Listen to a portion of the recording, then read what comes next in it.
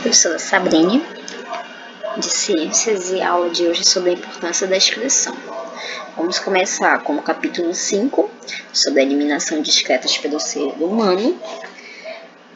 E a gente tem uma curiosidade a respeito desse tema, quer dizer, uma delas, né? E ela diz da seguinte maneira: você já ouviu falar várias vezes que a água é essencial para a vida na Terra? Pois ela participa do metabolismo das células. Mas já parou para pensar por que urinamos e por que precisamos beber água todos os dias? Então a gente vai descobrir no decorrer dessa aula por que a gente urina e por que a gente precisa tomar água constantemente. Vocês também vão responder a atividade no caderno de vocês. É uma atividade de fixação mesmo a respeito dos conhecimentos prévios que vocês têm a respeito do sistema urinário. Também temos essa segunda curiosidade a respeito dessa manchete que diz assim: Confederação de Ciclismo suspende 7 atletas por doping. Primeiro que a gente precisa saber que essa manchete sobre doping nos esportes é atualmente uma das notícias mais relacionadas a essas atividades, tá bom? E que geralmente esses competidores tendem a utilizar essas substâncias ou um método como objetivo de aumentar a capacidade física e o desempenho esportivo, criando uma vantagem em relação aos outros competidores. E então esse aumento nos casos de doping tem motivado as autoridades esportivas a fazer exames cada vez mais rigorosos para detectar a presença de substâncias no organismo dos atletas. Entre esses exames destacam-se a urina e o sangue. Então, por que essas substâncias tendem a permanecer mais tempo na urina e no sangue? Então, a gente tem o corpo humano formado por muitas células, e essas células nas quais ocorre o metabolismo, ou seja, reações químicas em que há formação de novas moléculas e queda de outras, e como resultado do metabolismo das células, também ocorre a produção de determinadas substâncias tóxicas que prejudicam o funcionamento do organismo.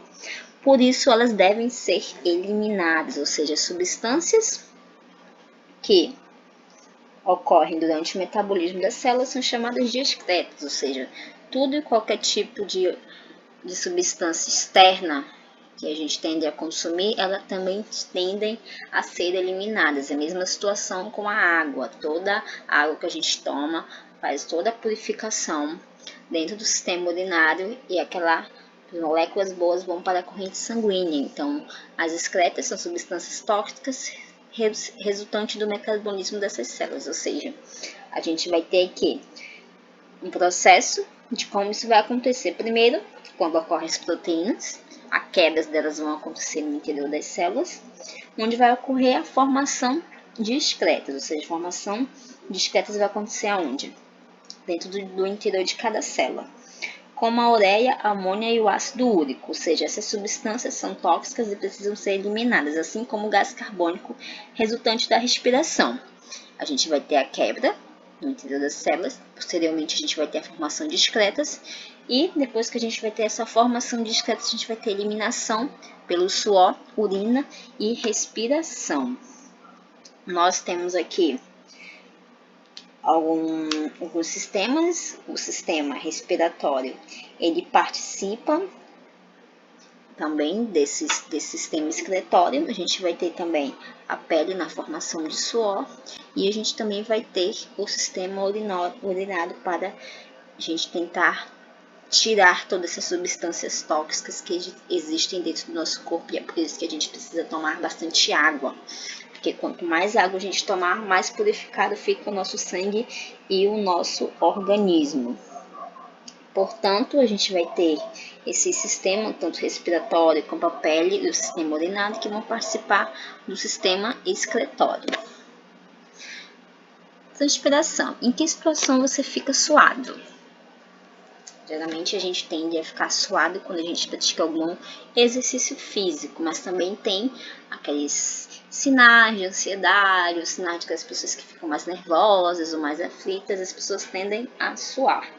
Então, a gente tende a suar durante a prática de atividades físicas, principalmente quando a gente tem algum problema psicológico, principalmente com as pessoas que ficam ansiosas, tendem a suar, ficar com as mãos mais frias. Então, a gente consegue perceber essa intensa atividade quando acontece isso, e o que isso vai acontecer? As glândulas sudoríparas produzem um suor, que é fundamental na regulação da temperatura e na eliminação de algumas impurezas do corpo. Então, quando a temperatura do nosso corpo aumenta, elas tendem a ativar receptores para a temperatura presente no nosso corpo e enviam informações para o sistema nervoso, que responde aumentando a produção e a liberação de suor.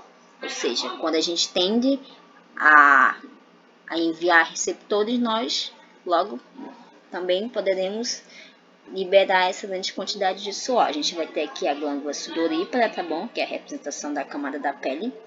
E a gente vai ter o suor com sais, águas e algumas excretas, tá bom? Então, a composição do suor contém sais, água e excretas como a ureia. E o suor é eliminado por meio dos poros dos folículos pilosos presentes na pele e na superfície. Exemplo aqui desse rapaz, que está constantemente suado. A gente vai ter também uma porcentagem de calor, principalmente na cabeça, nas axilas, aqui nas palmas das mãos e nos pés. Essas são as áreas com maior concentração de suor. Então, a gente tem o odor e suor, que vai existir dois tipos de glândulas sudoríparas, uma encontra-se espalhada por todo o corpo, enquanto que o outro é encontrado principalmente na pele e nas axilas, mamas e região genital. Quanto maior for a glândula, maior será a consistência do suor. E a gente também tem bactérias produtoras de cheiro ruim, principalmente nos pés e nas axilas, tá bom? Essas bactérias são ativadas aí com o auxílio do suor, fazendo com que a pessoa fique com aquele mau cheiro. Então, essa maneira correta é deixar o corpo bastante higienizado e evitar assim o odor e aquele cheiro ruim. A gente também tem as mãos úmidas, onde há maior concentração de fungos, tá bom? E essa é a nossa aula de hoje.